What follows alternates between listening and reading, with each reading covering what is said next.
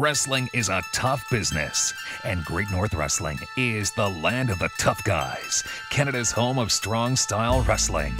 The Great North Wrestling Podcast is the official podcast of Canada's most popular wrestling YouTube channel, the HANNIBAL TV, hosted by two-time Canadian champion and former national champion in freestyle wrestling, Olympic trials silver medalist in Greco-Roman wrestling.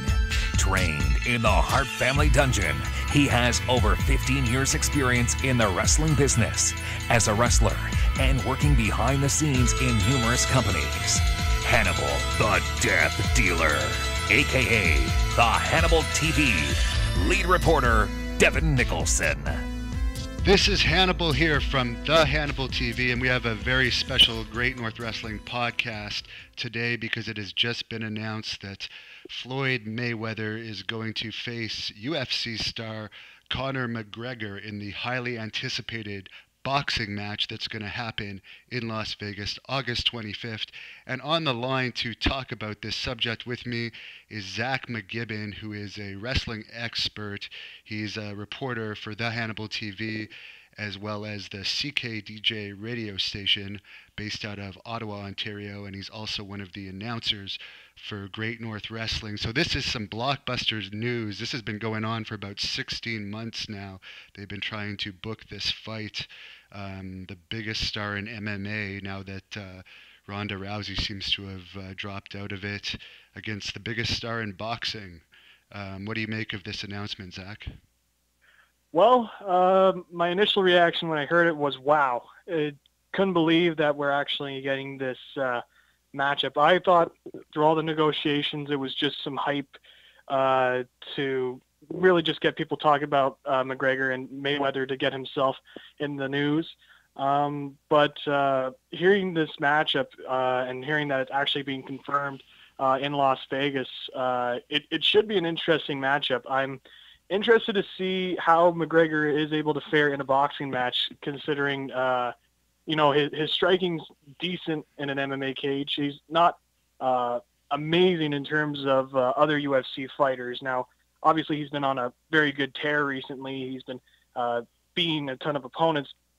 And the question will be is how Mayweather is going to do after, I believe, 2 years since the Pacquiao fight, and seeing how he's able to step up, how much he's trained for this fight. And that's just going to be the main intrigue of this matchup here on August 26th. Well, according to reports, both men are expected to receive in excess of $100 million for this fight. So there's one of the main reasons why it happened. It might be risky for McGregor as he's stepping into a world where obviously Mayweather has the better chance due to all of his experience in fighting. But $100 million, no one's made anything close to that in UFC before. Boxing has always been bigger money than UFC, and McGregor will be pretty much shut up for life. You really have to try and lose $100 million, like if you're going to lose $100 million. So it's well worth the risk of maybe he'll get knocked out, but he could always also play it very safe. But still, obviously McGregor has his work cut out for him, but he has been training in boxing. I've seen the videos. He can certainly afford to have the very best boxing trainers to prepare him for this fight. But Mayweather is definitely at the advantage here, and I actually always thought that it was going to happen just because of the money value of this fight. What do you think of the chances are that this could be a regular occurrence with crossover athletes between MMA and boxing? Could we see a Brock Lesnar type step into the boxing ring for the right amount of money against a famous boxer? It's not out of the realm of possibility. Again, it's at the end of the day, it's just going to be how much money is going to be involved in this. The only other really big boxing star that has somewhat of a star level that could possibly do that transition is probably Manny Pacquiao. Maybe Klitschko, but I would think Pacquiao has more star power in terms of that. But I at the end of the day, I think we're seeing really just a once-in-a-lifetime occurrence right here. with just these two big, massive stars of their respective sport facing off against each other. It's funny. I was reminded of the Muhammad Ali and Antonio Inoki fight that was heavily hyped up back in the late 70s. I'm hoping that fight doesn't turn out like that. I mean, the way that went. But for anyone I that think, doesn't know that, let me just explain to anyone listening what basically happened was it was wrestler against boxer, and it was going to be worked originally according to many reports, but it ended up they couldn't agree on a lot of things, and it became a shoot. And what happened was Inoki just ended up going on his back and basically kicking the shins of Ali throughout 15 rounds, I believe. Maybe it was 10 rounds, but it was an extremely boring fight. But allegedly, it caused permanent damage to Ali for being kicked in the shins for so long. He wasn't as agile after, according to some reports. But it was a disaster as far as entertainment value. yeah, it was. It's not a fun fight to watch back. But so yeah, I'm hoping this fight doesn't end up like that, and it probably won't, because Mayweather's a guy that doesn't really like to be too aggressive with his boxing. He likes to step back and look for his target. So the way I'm seeing this matchup is going to go, I think McGregor's just going to go flying out of the gate and get the early knockout, try and make some news, because that's the only way he's really going to do it. Because a lot of people have questioned his stamina on how long he can go in a fight. He rarely goes longer than the second round in his UFC fights, and when he does, as it was mentioned with his Nate Diaz fight, he starts to wear down. He's not as agile. He doesn't have as much power in his strikes that he usually does.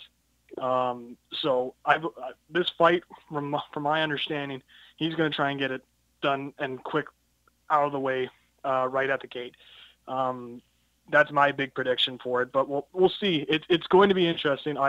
There's a lot of questions surrounding, again, how is McGregor's training going to be? Will Mayweather be still in the same form he was before he retired? All that interesting questions. And the one thing that they also have above like a Manny Pacquiao or some of the other names you mentioned is they're both excellent talkers, and they're known for their trash talking, so they'll certainly be able to hype this fight up a lot. And unlike the Inoki match against Ali, they're not McGregor's not going to be able to go on his back. This is a boxing match. It's not a MMA match, so it's definitely going to be in Mayweather's favor. But speaking of Inoki, to get on to a wrestling subject quickly, we'll just plow through a bit of the wrestling news for our wrestling fans that are listening to this. There's a lot of talk, and I even think it's been confirmed. New Japan is now releasing a U.S. championship title, and according to many sources and many reports, they're actually going to be running regularly in the United States starting next year, 2018. What have you heard about this, Zach? Because I know you follow the news very closely. So from what I've heard, they announced the U.S. championship, the IWGP U.S. Heavyweight Championship at a ROH show recently.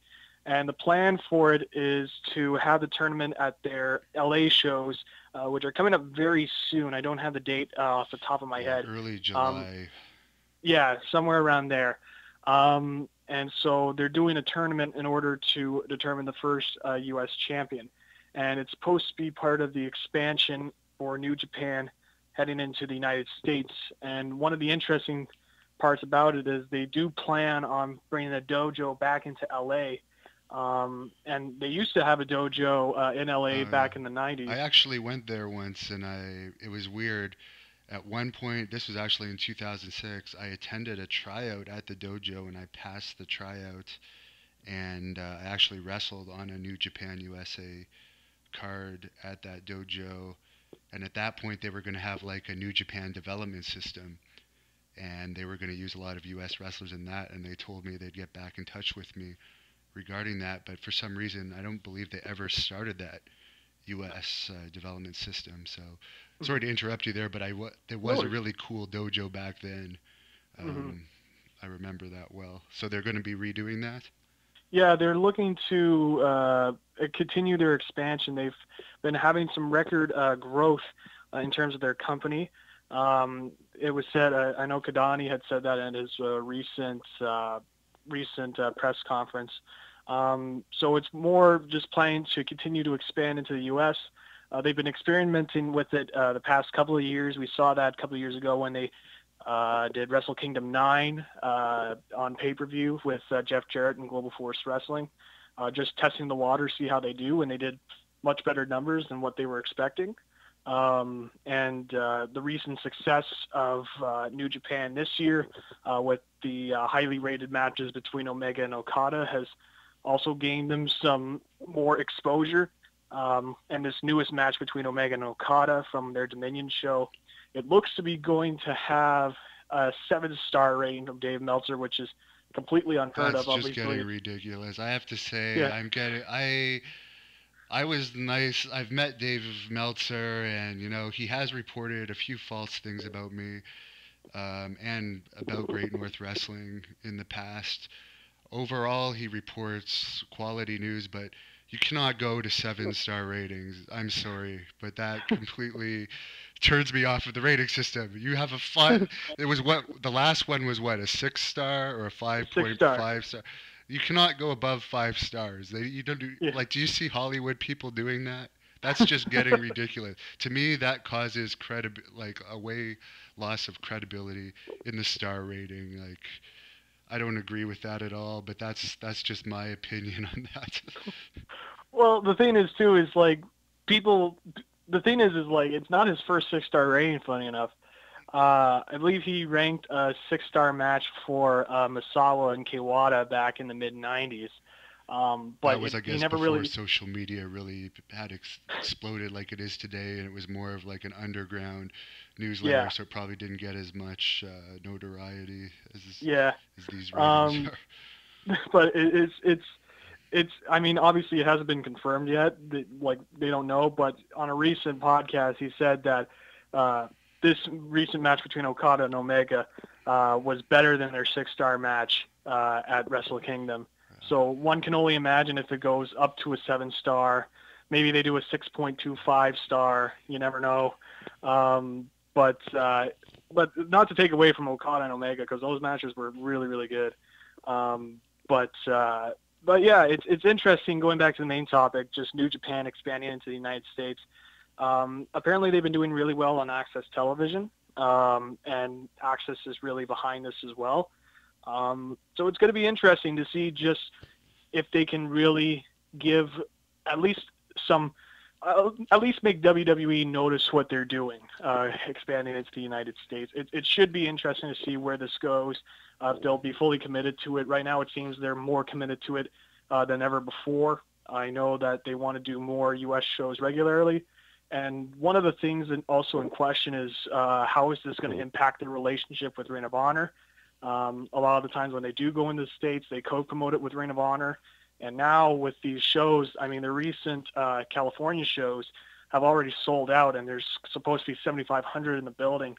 And Ring of Honor's best show was recently over WrestleMania weekend, and they were able to do 2,500 people. So It's going to be interesting to see how New Japan is going to, if they want to continue their partnership with Ring of Honor, if Ring of Honor wants to continue really partnering with New Japan, because right now, from talking to some of the people, they feel that a lot of the young lions that are coming over from New Japan and wrestling in Ring of Honor, that's how New Japan sees Ring of Honor now, as a way to get their young lions like a Jay White, like a Dave Finlay, getting over into Ring of Honor, building them up, and then bringing them back to Japan and become big stars there. So that's going to be the interesting thing moving forward. I personally hope that they do break their relationship with Ring of Honor, because right now, and I've been told this from numerous sources, and this may be one of the reasons why I've been trying to get in New Japan for a long time, and I've heard from numerous sources that one of the reasons, and this doesn't just affect me, but a lot of other wrestlers who are not in Ring of Honor, that it's extremely difficult for an American or Canadian to get in New Japan right now unless they're in Ring of Honor, unless they have some big outside name from somewhere else, because of that deal with Ring of Honor. So I think it will open up a lot more doors to outside talent who are not in Ring of Honor, to go in New Japan. And it would be nice to have outside talent that don't necessarily wrestle that Ring of Honor style, because of course guys like Davey Boy Smith Jr., who's a New Japan star, does wrestle for Ring of Honor occasionally, but a lot of the times these Ring of Honor guys are smaller wrestlers like the Young Bucks. A lot of people consider Michael Elgin, who has now left Ring of Honor and is exclusively a New Japan guy, but he's actually a fairly small guy. He's very, very short. So it'd be nice to see like some bigger type outside wrestlers in New Japan. I know they have some of these Samoan guys from the Bullet Club, but even more in the future. I would like to see that, and not just all these guys from Ring of Honor. But I think overall it's going to be a great thing if they expand into the U.S., because Ring of Honor, I don't hold anything against them. I think it's good. Now apparently Sinclair has expanded into other networks, so Ring of Honor's TV will be more accessible all over the United States. New Japan, if they're doing regular shows on Access TV, that's going to be all over the United States. Then WWE. So there's 3 companies with TV all over the United States. That could actually create some competition, which might make the products more interesting, because they've been pretty stale, in my opinion, throughout the past few years. And then, of course, there's also TNA, which is on a small network right now, Pop TV, and maybe you can shed some light on this. I understand that their contract's actually going to expire towards the end of the year with Pop TV, which might, I know they have some strong international TV stations, but that might cause some problems with United States television, because of course Jeff Jarrett is in charge of I guess some of the operations of TNA right now, and he had a very difficult time securing a TV slot for Global Force Wrestling, which is why ultimately, I guess the biggest thing Global Force Wrestling has done right now, other than that New Japan show, which is more of a New Japan show, was now they're on TV with TNA. But other than that, they really haven't been on TV. So it'll be interesting to see if Jarrett will be able to get them onto a better network than Pop TV, or even renew the Pop TV contract. But what have you heard about that? Yeah, so that TV contract with Pop TV, last I heard, it's going to expire in January. I could be wrong on that. It's either December or January is what I've heard. And so we've seen a lot from Jarrett. He's been making some more international deals. Obviously, he's been trying to commit with the Sony 6 deals in India, which seems to be the big race right now in wrestling, is to try and establish a fan base in India. And they've had their TV tapings there recently, obviously. But the big thing for TNA is their American TV exposure. That's going to be the real key for them if they want to continue to grow. Because the thing with Ring of Honor is, as we mentioned, the recent acquisitions by Sinclair of Tribune Media, they've now got more TVs to be in, that sort of deal. And of course with TNA, they're on one channel, so it's going to be tough for them to really expand outside the United States, expand across the United States. And so they've been there. There's been some rumors about them going into the newly rebranded Spike, maybe going back to Spike. That's just some basic conversations. It seems to have come a little bit more to a head with the Spike UK deal that they made recently, which has also helped them get a new influx of cash into the company. And so there's still that relationship there. Apparently there's Spike officials that go to the shows all the time, that are friends with a lot of the officials. So that's going to be the thing there, is that Spike relationship going to be reformed? Is the new ownership, especially with Jarrett, because the thing with Spike that made them leave TNA was a sense of distrust, because A lot of people think that with TNA losing, TNA hiring Vince Russo in secret, that it broke the bridge of trust between them and Spike didn't want to trust him anymore. But now with this new ownership, with the Fight Network here in Canada and Jeff Jarrett, and they've been very friendly with Jarrett before, that could open up them going back into a bigger platform and possibly trying to get themselves back into a position where they can get back into the millions of viewers. But that's going to be the thing right now for TNA as they look forward. But right now, from what it looks like at TNA, they're just trying to establish their international presence. Their international TV is very good, especially in the United Kingdom and India. India especially being on the second biggest channel on the entirety of India. So that's where they lie on that. Again, it's just going to be that American TV that's going to be the real key for TNA to continue to succeed.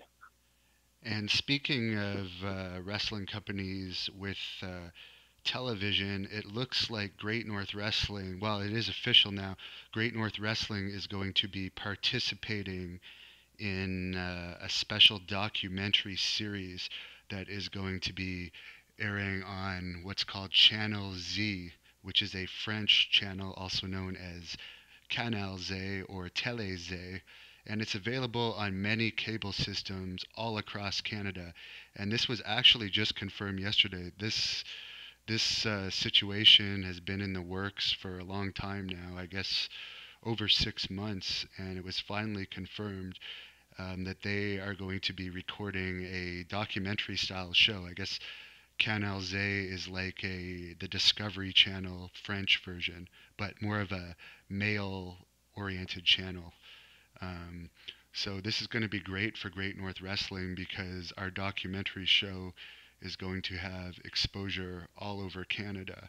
So we're really excited about that, and they're going to be recording at all of our live events starting June 30th, very soon here in just a few weeks in Pembroke at the Pembroke Memorial Center. And that's a free show with a donation to the Pembroke Food Bank. And then they're also going to be at our August 5th event in Ottawa. And from there, they're going to follow us right through until March 2018.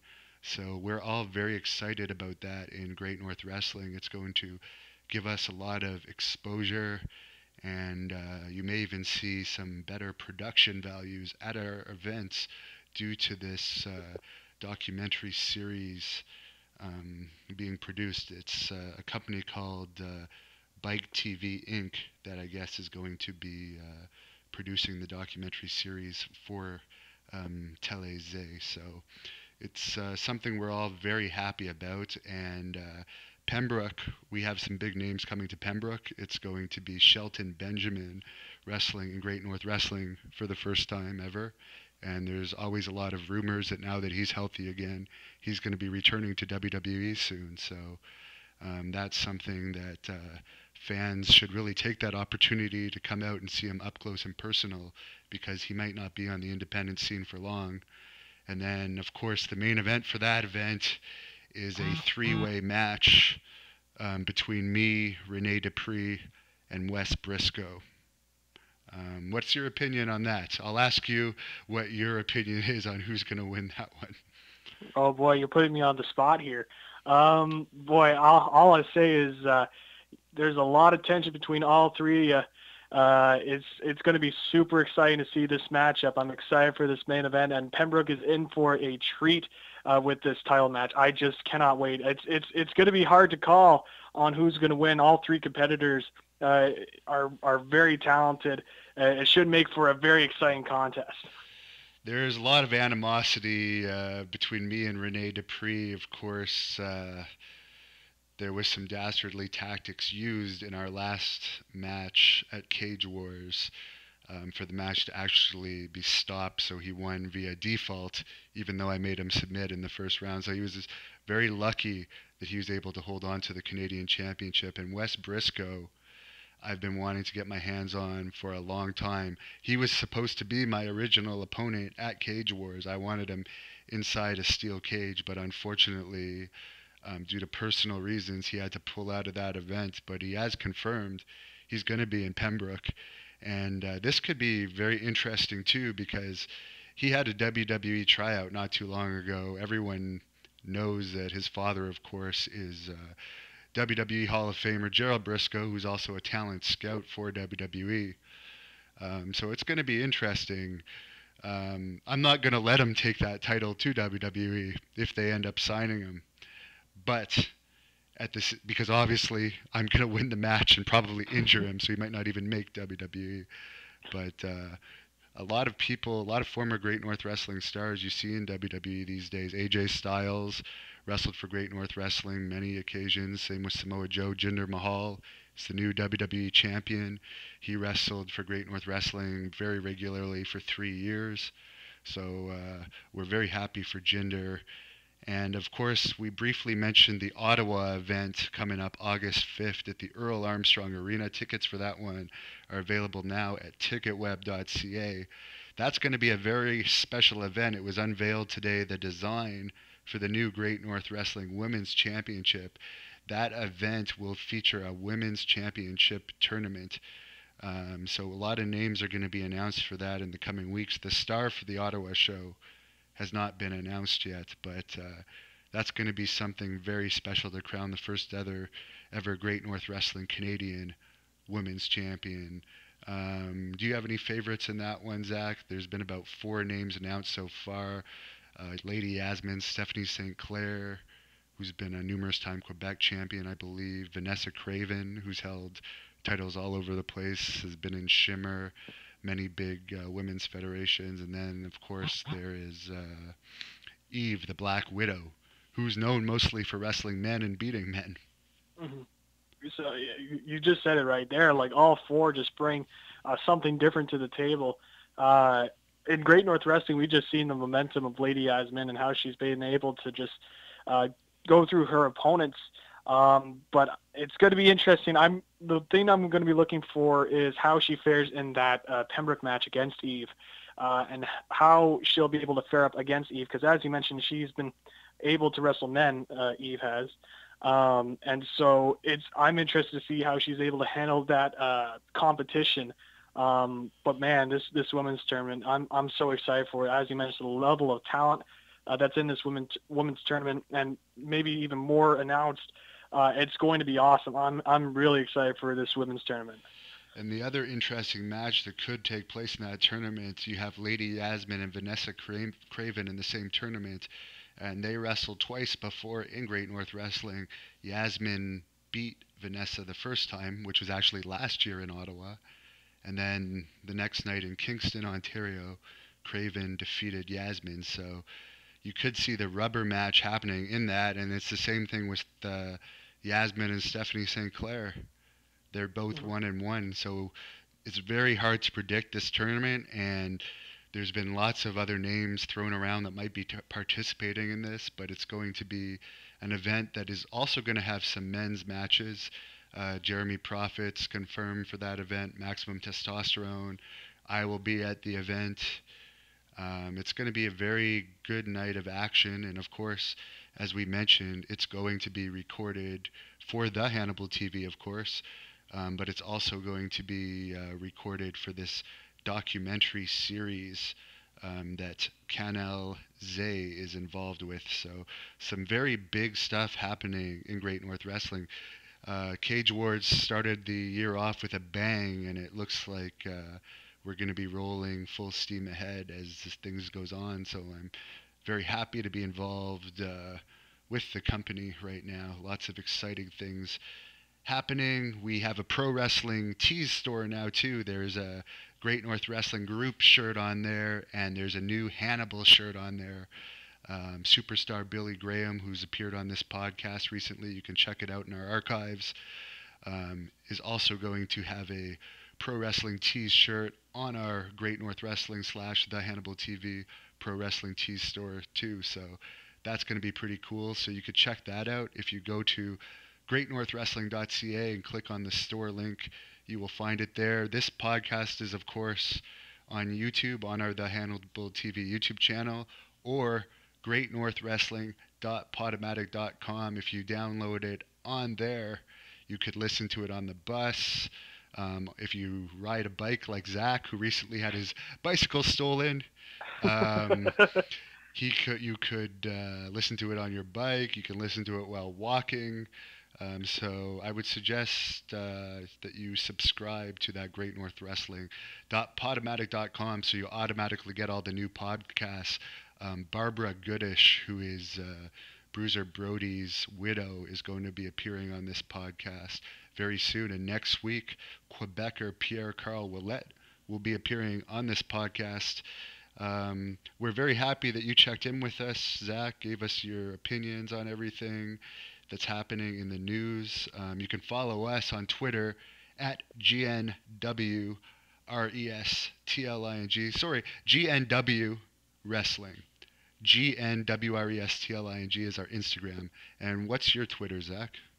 My Twitter, you can find me at @RawIsGibby. And you can also check out the Wrestling with Ideas radio show on CKDJ every Thursday at 6 p.m. Just announced recently we're doing an ECW month, going through different ECW pay-per-views and maybe even bringing some ECW originals onto the show. So lots of fun stuff coming up on the show there. And but yeah, you can follow me on Twitter at @RawIsGibby. I'll be tweeting a bunch of stuff around the world of wrestling, MMA, and boxing. Well, to finish off here on the subject of ECW, who is your favorite ECW superstar? Oh, man. I got to think about that now. First one that pops in my mind has to be Rob Van Dam. But I always liked the Eliminators tag team. I always thought they were a fun tag team to watch.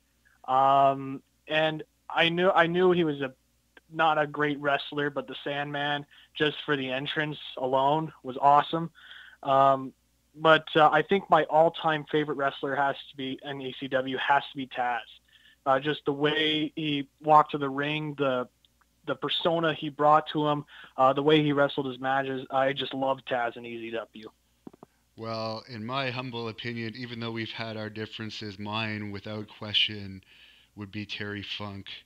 And speaking of Rob Van Dam, David Penzer, who's another Great North Wrestling reporter, caught up with him WrestleMania weekend. And if you search Rob Van Dam and Sandman Talk ECW 2017 interview, you can find that interview on the Hannibal TV. It's quite comical, and I would actually love to see Rob Van Dam in Great North Wrestling one day. He still keeps himself in great shape, and because he's on that limited schedule, now he only takes very few independent bookings. He keeps his body very fit. He doesn't have many injuries, any significant injuries that I'm aware of. So I hope to see him in Great North Wrestling in the future. But I'd like to thank everyone that's listened to this podcast. Please subscribe to the Hannibal TV on YouTube and this podcast at greatnorthwrestling.podomatic.com. We'll see you next time. This is Hannibal with Zach McGibbon. Thank you for listening to the Great North Wrestling Podcast. Please check out our official website at thehannibaltv.com. For all the latest news and information on GNW, follow us on Twitter at GNW Wrestling, Instagram at GN Wrestling. Subscribe to the Hannibal TV on YouTube for all the latest GNW shoot interviews, match videos, and wrestling promos. And if you like our content, please support us on our The Hannibal TV Patreon page to watch our full shoot interviews, at least 2 weeks prior to them being listed public on YouTube. Our The Hannibal TV Patreon page is only $1.99 per month and is the best way to help us improve production quality and record more shoot interview videos with wrestling legends and MMA stars.